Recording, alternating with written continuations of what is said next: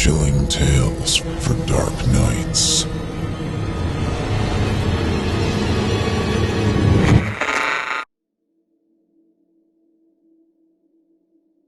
I always hated visiting my grandpa's old cabin.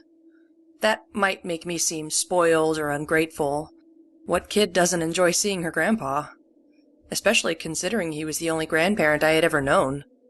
Both of my mom's parents were killed in a car accident before I was born, and my dad's mom walked out on him when he was very young. He still doesn't know where she is or if she's even alive. So that only leaves my paternal grandfather. My parents desperately wanted me to have a good relationship with him. My dad insisted that although Grandpa was stern and quiet, he really did love me. He just didn't know how to express it.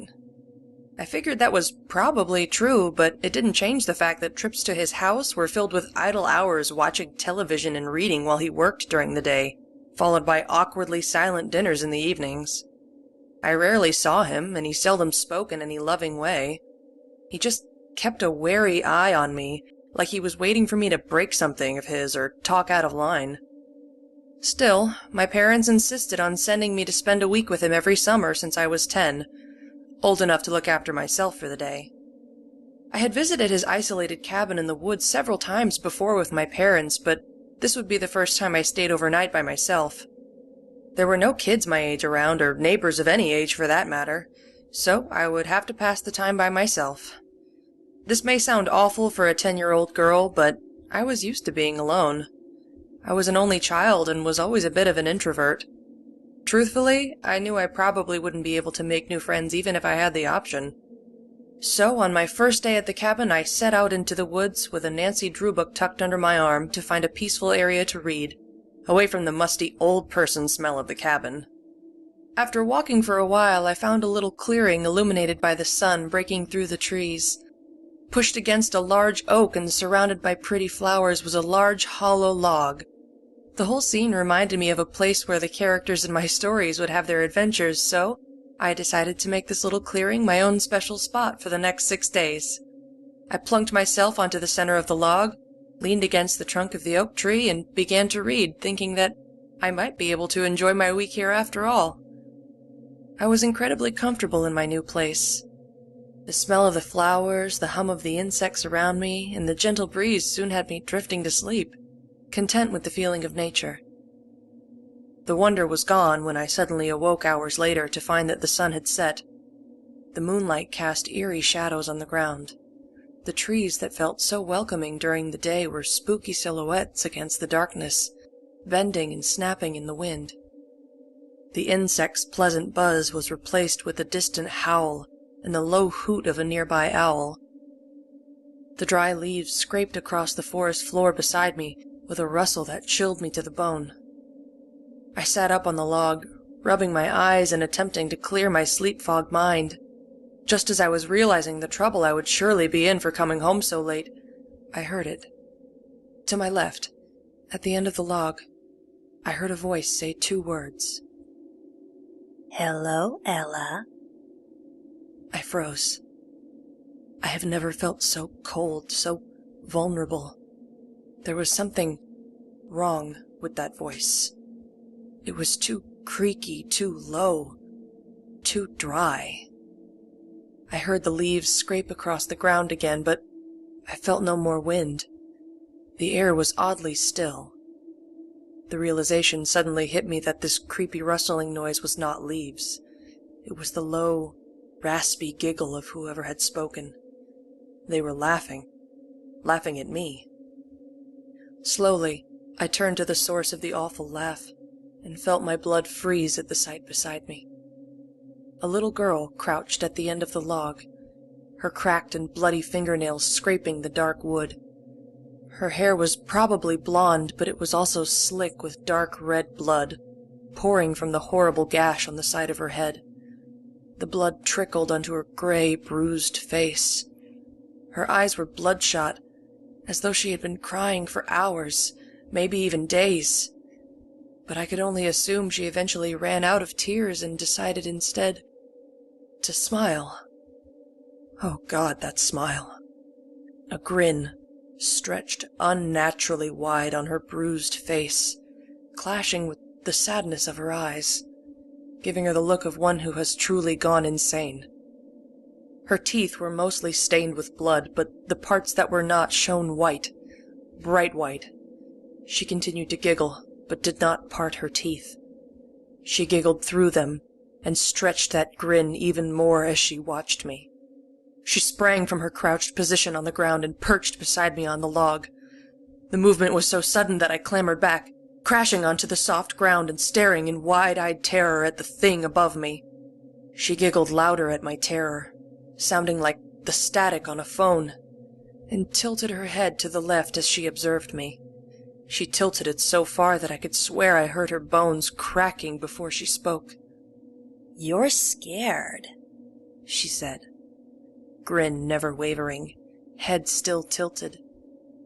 It was not a question, but I could somehow tell that she wanted a response. I tried to speak, but all that escaped was a pitiful squeak. And then I did what any child would do, what most adults would probably do in this situation. I peed myself. The creature noticed, her awful eyes observing the growing darkness on my jeans, and let out a hiss of delight. "Good," it said. At this point my mind finally gained control of my body, and I managed to get up and run. I got back to the path and was out of there. The girl didn't chase me. She stayed perched on that log like some gruesome bird and continued to laugh. I couldn't get away from that laugh. It didn't get quiet as I ran. On the contrary, it continued to get louder and louder the closer I got to my grandpa's cabin. Only when I reached the yard did it start to fade. By the time I threw open the door to the house, it was only a whisper. Once I raced through the living room, down the hall, and into my bedroom, it was barely audible. Just before it faded completely away, I heard it say one more thing, so softly I wasn't certain I'd heard it correctly. "Better lock the door." And it was gone. No whisper, no laugh. I turned on the light switch and slammed the bedroom door, leaning against it to catch my breath. "Where have you been?" a gruff voice demanded from behind me. I spun around, thinking for one horrible second that the creature had followed me home, and breathed a sigh of relief when I saw my grandpa kneeling beside my bed. I began to stutter about dead little girls and chilling grins and evil laughs. My grandpa rolled his eyes and cut me off before I'd formed one coherent sentence. "Whatever, I don't care," he grumbled, climbing to his feet. "Enough excuses. You're home now. But know that you won't get off easy next time. No crazy ghost stories will help if this happens again." I was devastated. He didn't believe me. Of course he didn't. What adult would? Definitely none like my mean old grandpa. "Something smells," he griped, wrinkling his nose and glaring at me. "What's all over your pants?" "Oh, right. I wet myself," I admitted quietly, blushing at my shoes. "When I got scared." "Ugh!" Grandpa groaned, disgusted. "I thought you were old enough to be done with that sick crap. Clean up and get to bed. I'm not going through this every night." My loving grandfather then stomped out of the room, ignoring my apologies, and slammed the door. Great guy, that Gramps of mine. Admitting defeat, I changed into my nightgown and clean panties, putting the soiled ones in the washer. I felt better. As mean as my grandpa could be, he's still an adult who I knew would protect me from whatever was in the woods. After all, the giggling had stopped once I reached the bedroom. I felt safe there. Until I went to bed. Still on the edge, I left the lights on and read a funny book to calm me down. I was beginning to drift off, feeling safe and warm, when I heard the dry, raspy voice say the words I would never forget. "You didn't lock the door, Ella." I shot straight up and looked at the window. There she was, both hands pressed against the glass, grinning that awful grin, the wild red eyes looking from me to the door, the unlocked door. The giggle was mocking me, celebrating that she would win even though she gave me a head start. She continued to laugh as I flew from the bed to the door and locked it. As I heard the satisfying click, I heard her croak, "Never forget." It stopped. She was no longer at the window. The raspy chuckle was not heard. I didn't go back to the woods that week. I stayed in the house to watch the news and read. Boring was good. Boring was safe. I locked my bedroom door every night, and every night I woke up to that rattle of someone trying to get inside my room. The doorknob would shake loudly as the creature would grow frustrated with its resistance. The banging against the strong wooden door would shake my bed. I never moved nor made a sound. I waited for her to give up, which she would. The shaking would stop, and I would hear low, deep breaths just outside the door. Sometimes the breathing would cease after a few moments, and sometimes it would follow me into my dreams. But it was always gone in the morning. Years went by. I continued visiting my grandpa for 1 week during every summer, and I continued to spend those days indoors. Locking the door became a ritual, and I knew to expect the rattling as the creature tried to get me. It no longer fazed me. Part of the reason for my lack of fear was that I knew that the thing couldn't get past my door for whatever reason, but I also wasn't afraid because I was fascinated. The incident had sparked an interest in the paranormal. I was no longer a frightened child. I was a know-it-all teenager. I wanted to know more about the ghoulish girl. Who was she? How did she know my name? Why did she tell me exactly how to escape her? There came a point where my curiosity outweighed my fear. I had a chance to encounter something few people ever will. I could find answers other people would never find. That is why, when I was 15, I made the decision to unlock the door and confront the spirit. I was an idiot. The first night of my stay that summer, I got ready for bed and closed the door, resisting the natural urge to lock it. I tried to ignore the heavy dread that settled on me as I climbed into bed. I had made up my mind. I would no longer be a scared little girl. So I waited. I had no intentions to sleep that night. I pulled out my iPad and played some games, alert to every creak and groan of the old house. It was close to midnight when I heard them. Footsteps, coming toward my room. This was it. I froze. Goosebumps all over my body, my heart pounding out of my chest. I set my iPad aside and watched the door that protected me for so long. The doorknob slowly turned.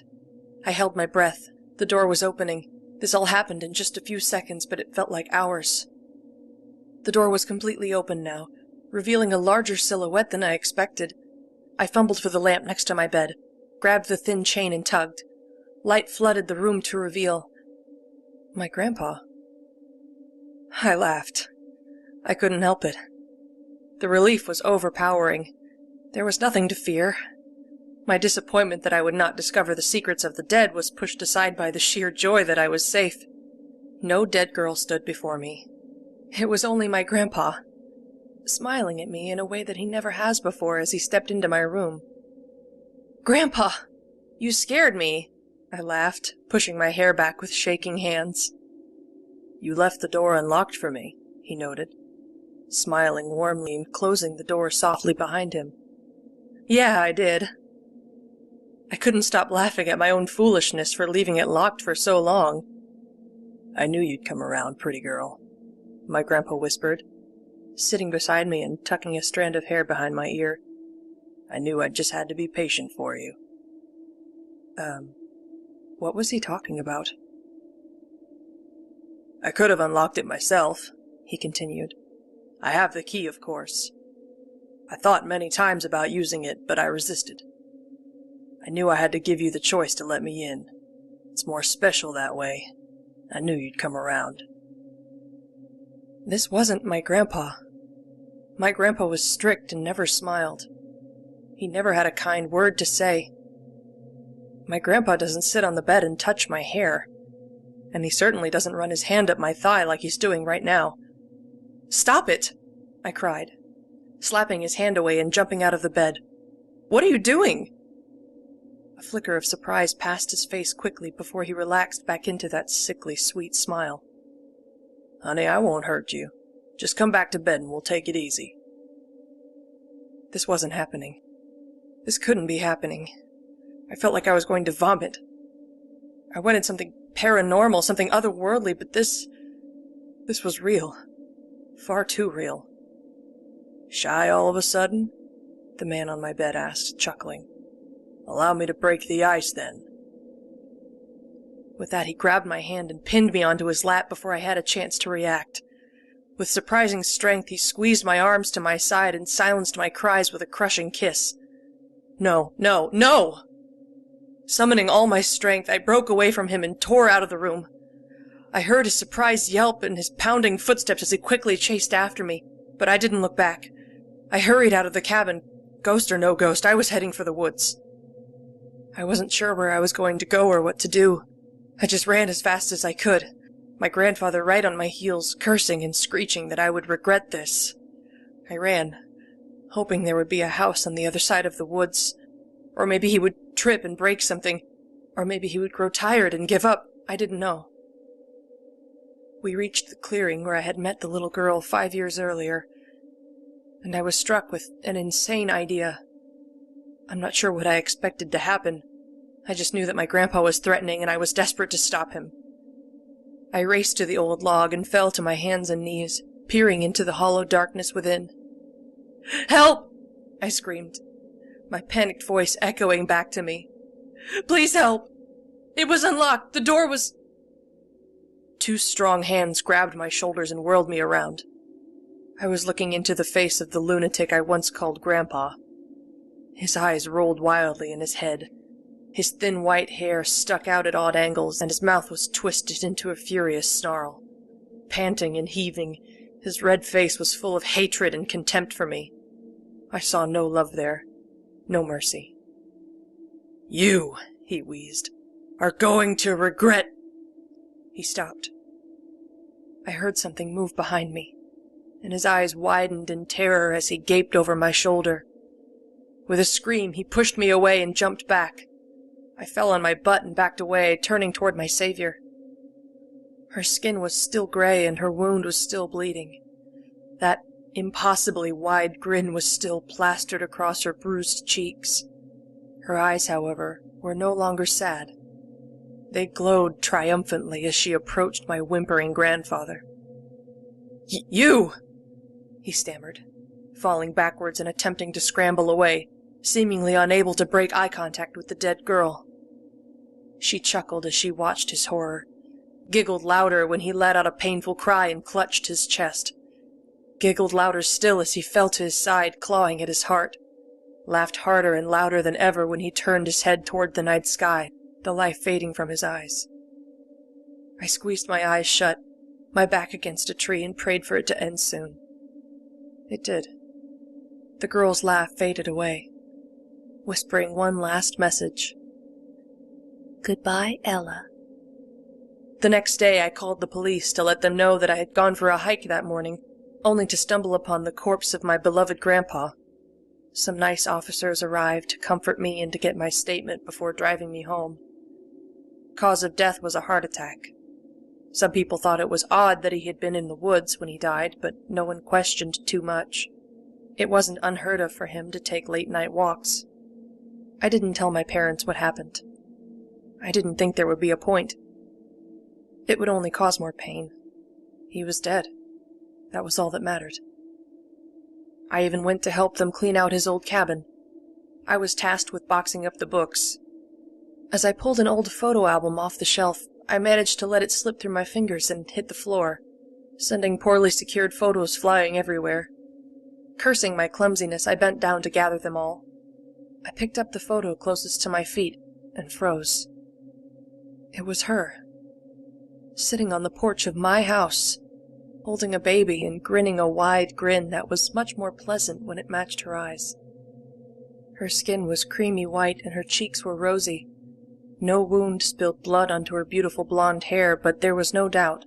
This was the grinning girl that I had feared for so long. I hollered for my father and asked who she was. Looking at the photo, he paused for a long moment as tears filled his eyes. "Well, the baby is you, and the girl holding you, she's your sister, Abby." He looked at me with a sad smile. "Sorry, kiddo," he said softly. We weren't trying to hide her from you or anything. It's just difficult to talk about.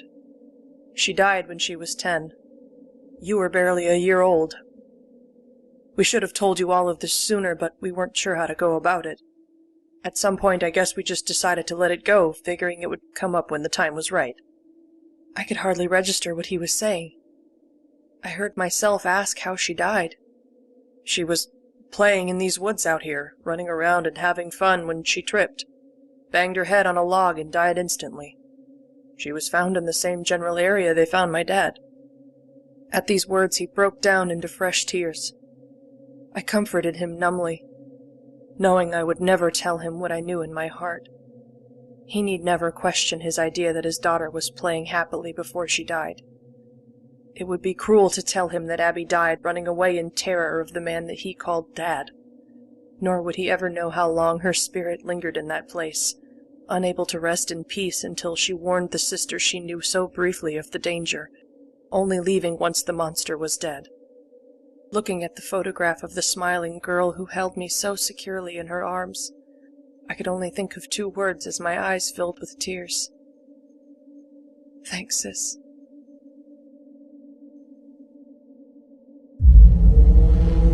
Chilling tales for dark nights.